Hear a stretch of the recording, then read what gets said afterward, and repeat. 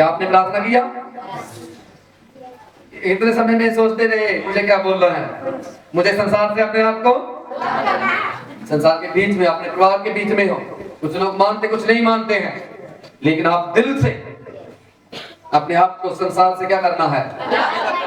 अलग करना है। हालेलुया बोलो। मसा का मतलब क्या होता है? चुने हुए लोग, मसा किए हुए लोग, अलग किए हुए लोग। आप एक बेटी, जहां आपको एक वचन सुनाया था, उसने दाऊद के भाई आए मसा होने के लिए, उनके ऊपर मसा नहीं आया। उन्होंने कहा तुम्हारा कोई और भाई है? उन्होंने कहा एक जंगल में है जो भेड़ बकरियां चराता है। जब वो दाऊद आया तो सिंह में से उसके लिए तेल निकलना शुरू हो गया। उसको मसा किया गया। जब वो मसा हुआ और हर राज्य में वो जीतता गया।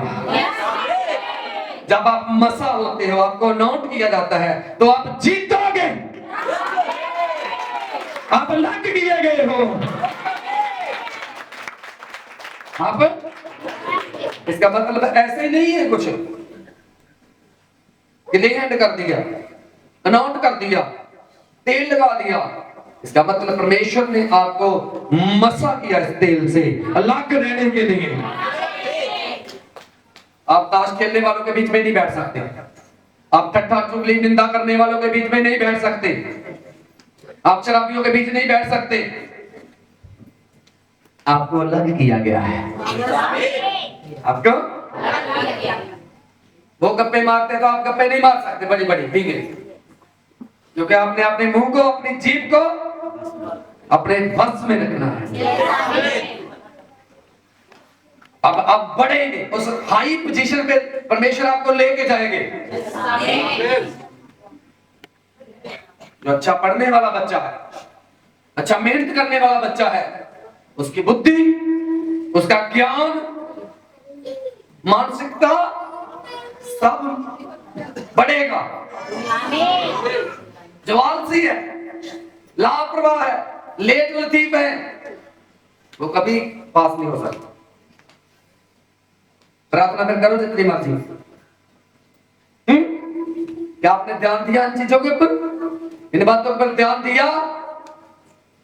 फिर कर दो जी प्रार्थना। आप प्रार्थना कुछ नहीं करेंगे जो आपने नहीं किया, यदि वो नहीं किया तो। Hallelujah, hallelujah. बोलना है परमेश्वर मैं अपने आप को अलग करती हूं, मैं अपने आप को अलग करता हूं, मैं तैयार करता हूं अपने आप को। मुझे कुछ बनना, मुझे कुछ करना, मुझे उस पोजीशन पे मुझे जाना है। जैसे मिल्खा सिंह ने कहा, मुझे जाना है, वहां तक पहुंचना है, वर्ल्ड कप तक, तो मुझे वो मेहनत करनी है। हालेलुया।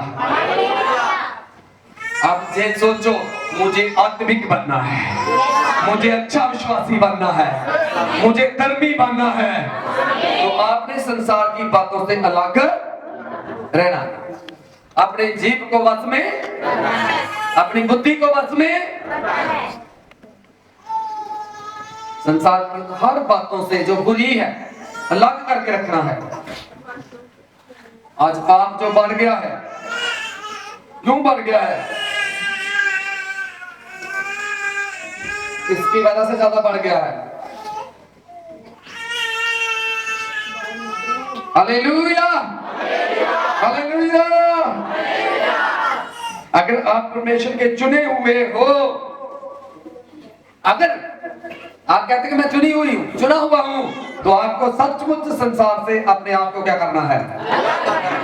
जैसा वो बोलते आप वैसा नहीं बोलना, जैसा वो सोचते आप वैसा नहीं सोचना, जैसे वो चलते आप वैसा नहीं चलना है। बेशक चुप रहो, लेकिन आपका पर्सनल लाइफ, पर्सनल जीवन उन चीजों से क्या होना चाहिए है? अलग होना चाहिए। हालेलुया। आप आत्मिक रीति से बढ़ेंगे।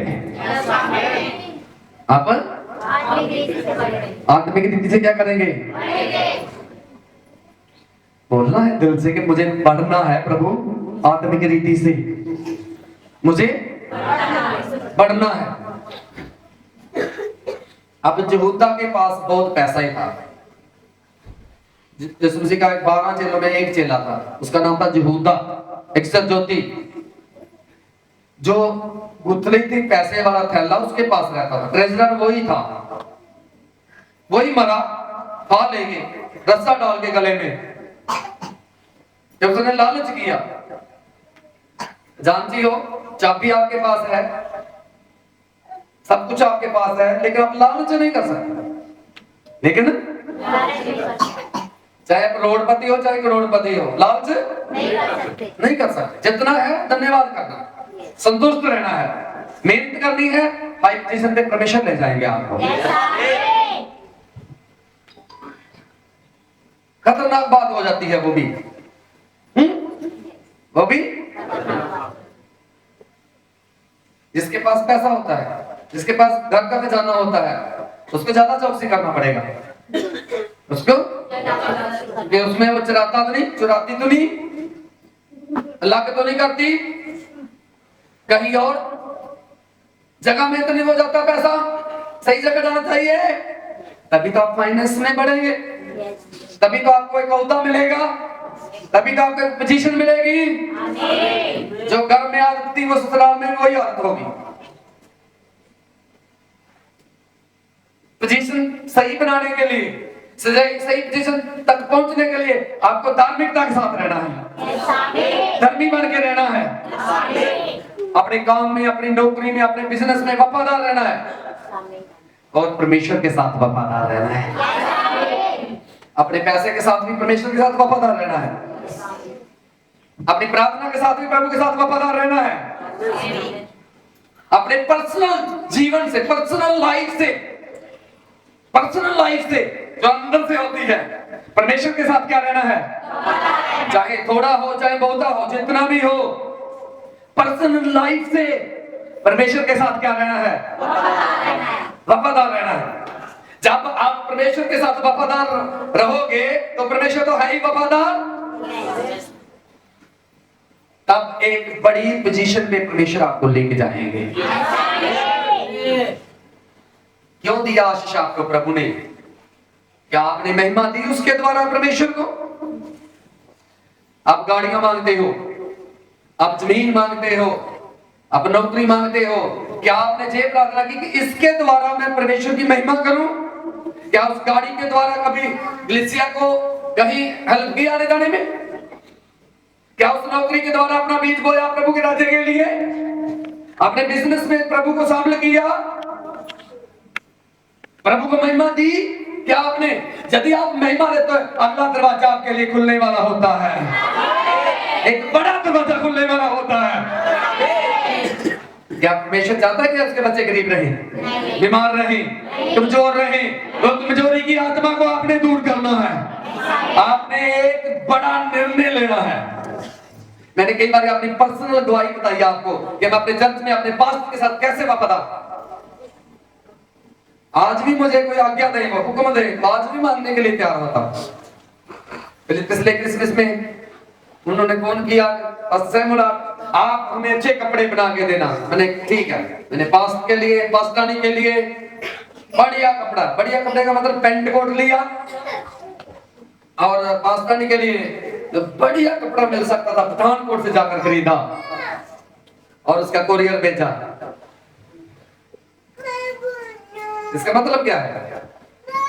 मेरे पास बहुत नहीं, जो आज्ञा मिली, हुक्म हुआ, मानना।